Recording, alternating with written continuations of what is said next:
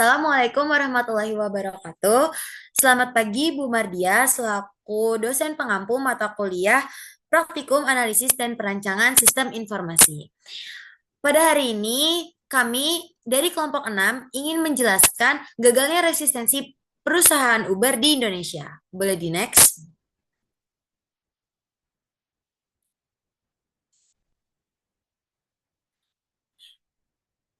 Izinkan kami memperkenalkan diri terlebih dahulu. Saya Saka Saidah Kurniawan dan teman saya Saya Ahmad Gazi Faiz. Saya Relator Kafuza. selaku anggota dari kelompok 6. Boleh di next?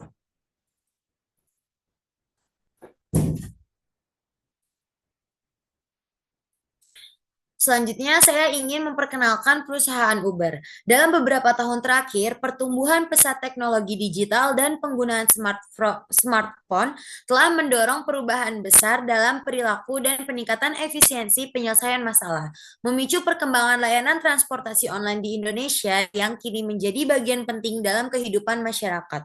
Uber Teknologi pelopor transportasi online global yang didirikan pada 2009 merevolusi industri dengan layanan pemesanan kendaraan dan berbagai tumpangan melalui aplikasi mobile, menghubungkan penumpang dan pengemudi secara efisien, aman, dan cepat. Boleh di next?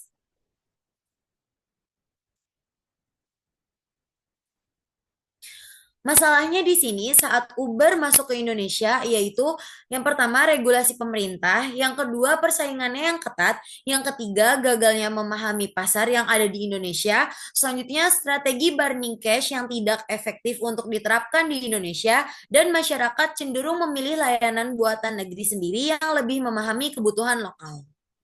Boleh di next?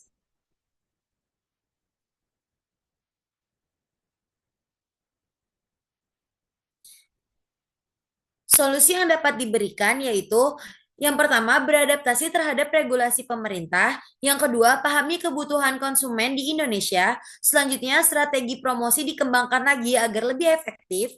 Kemudian, Uber dapat berkolaborasi dengan perusahaan dan kemitraan lokal. Dan inovasi model bisnis seperti mengantar makanan, barang, dan lain-lain agar Uber dapat terlihat lebih menarik. Boleh di next?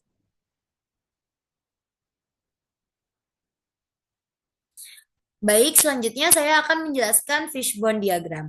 Fishbone diagram di sini terbagi menjadi 6 bagian. Yang pertama ada mesin, yaitu GUI kurang interaktif, sehingga aplikasi sulit untuk digunakan. Selanjutnya kurang inovasi layanan, yaitu tidak memiliki fitur unik seperti kompetitornya di bidang pembayaran, sehingga pengguna lebih sulit melakukan pembayaran. Yang kedua di bidang metode, strategi bisnis kurang efektif, sehingga kurangnya kolaborasi dengan regulator lokal. Selanjutnya, model bisnis tidak disesuaikan. Model bisnis peer-to-peer tanpa kepemilikan kendaraan sendiri menyebabkan mitra pengemudi Uber sulit untuk mendapatkan izin kendaraan. Yang ketiga ada manpower. Kurangnya kesejahteraan pengemudi membuat tidak ada perlindungan kecelakaan kerja sehingga tingkat kepuasan mitra pengemudi Uber menjadi rendah. Selanjutnya material. Mengandalkan strategi bisnis luar membuat Uber sulit beradaptasi dengan kebutuhan pasar lokal di Indonesia. Kemudian kurangnya dukungan dari investor lokal membuat daya saing Uber melemah. Selanjutnya measurement. Strategi promosi yang kurang tepat menyebabkan branding harga yang kurang tepat terlanjur terbentuk. Menggunakan promosi burning cash di awal juga dapat menyebabkan masyarakat Indonesia atau pengguna Uber menjadi trust issue terhadap harga yang Uber terapkan. Selanjutnya, environment. Regulasi transportasi membuat aturan pemerintah membatasi ekspansi Uber, sehingga Uber terbatas untuk melebarkan sayapnya. Persaingan yang ketat juga menyebabkan kompetitor lebih cepat melakukan penyesuaian. Selanjutnya akan dijelaskan oleh teman saya, Gazi.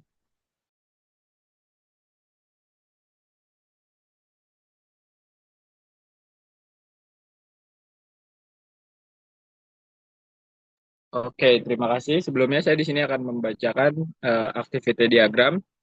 Yang pertama itu usernya ada tiga dengan satu user pelanggan, dua user sebagai pengemudi, dan yang satu lagi sistem. Untuk yang pertama, dimulai dari pelanggan, yaitu membuka aplikasi Uber, lalu sistem menampilkan halaman untuk pendaftaran. Setelah itu pelanggan menginput data pendaftaran seperti login atau register. Setelah itu sistem memverifikasi data halaman pendaftaran. Jika berhasil, maka user aktivitas selanjutnya bisa melakukan pemesanan. Setelah melakukan pemesanan, akan ditampilkan oleh sistem halaman nominal pembayaran dan metode pembayaran. Di sini ada decision. Jika pembayarannya cash, maka akan langsung melakukan deteksi pengemudi. Dan jika pembayarannya e-wallet, maka ya, pelanggan melakukan pembayaran terlebih dahulu, lalu kembali lagi ke sistem untuk menampilkan halaman pembayarannya berhasil. Setelah itu baru melakukan deteksi pada pengemudi. Setelah itu, dari sisi aktivitas pengemudi, pengemudi mendapatkan pesanan dan selanjutnya ada decision apakah pesanan tersebut diterima oleh pengemudi. Jika tidak, maka kembali lagi untuk melakukan deteksi pengemudi atau pencarian pengemudi. Setelah itu, jika ya, maka pengemudi mendapatkan identitas pelanggan. Setelah itu, sistem mengkonfirmasi pemesanan, lalu ke aktivitas pelanggan, yaitu mendapatkan identitas pengemudi. Selanjutnya, menunggu pengemudi menjemput, lalu sistem menampilkan di mana posisi si pengemudi. Setelah itu, pengemudi mengkonfirmasi penjemputan pelanggan pada saat sudah sampai lokasi. Setelah itu, kembali lagi ke sistem untuk menampilkan peta perjalanan dan pengemudi mengantarkan pelanggan sampai tujuan. Lalu setelah itu masuk lagi ke aktivitasnya pelanggan. Jika sampai tujuan dan untuk melakukan pembayaran cash, maka melakukan pembayaran cash dan sistem menampilkan halaman pembayaran yang sudah diterima. Setelah itu sistem menampilkan halaman rating untuk diisi oleh pengemudi, diisi oleh pelanggan untuk mengisi rating si pengemudi tersebut. Setelah itu, sistem menyimpan data rating pelanggan untuk pengemudi sebagai feedback atau ulasan. Setelah itu, pengemudi bisa melihat rating pelanggan untuk dievaluasi. Oke, next. Nextnya di sini itu ada use case diagramnya. Ada dua aktor, yaitu penumpang dan driver. Dan satu lagi ini admin sebagai sistem yang di dalam sistemnya. Yaitu yang pertama penumpang bisa melakukan register atau login. Yang kedua pesan kendaraan. Ini sudah include untuk melihat lokasi drivernya. Setelah itu penumpang melakukan pembayaran perjalanan dan dari sisi aktor drivernya, driver bisa register atau login untuk sebagai driver dan menerima pesanan. Setelah itu dari sisi admin atau sistemnya menerima inputan data register atau login. Setelah itu mengelola akun. Oke, next. Selanjutnya akan dibacakan oleh teman saya, Raila Torik. Jadi selanjutnya ada sequence diagram. Jadi di sini aktornya ada 4, ada pelanggan, aplikasi, pengemudi, dan perjalanan. Jadi yang pertama itu user atau pelanggan tuh kalau masuk ke aplikasi, setelah itu langsung input data pendaftarannya. Nah, habis itu data dari user ini bakal diverifikasi oleh si aplikasi atau sistem tersebut. Lalu setelah itu user akan melakukan pemesanan dan aplikasi ini bakal mengirim konfirmasi pembayaran kepada si pelanggan. Setelah itu pelanggan baru melakukan pembayaran. Dan setelah melakukan pembayaran, sistem atau aplikasi ini akan mengirim notifikasi ke pengemudi jika eh, pesanan tersebut diterima oleh pengemudi, pengemudi akan menjemput si pelanggan dan jika ditolak, sistemnya akan mengirim notifikasi ke pelanggan untuk mencari pengemudi lain. Nah, di sini jika alurnya diterima, si pengemudi ini akan menjemput pelanggan. Setelah itu, di sini ada aktor perjalanan dan menandakan sebuah perjalanan itu selesai ke sistem. Nah, setelah itu aplikasi atau sistem tersebut akan mengirimkan rating untuk dinilai oleh pelanggan.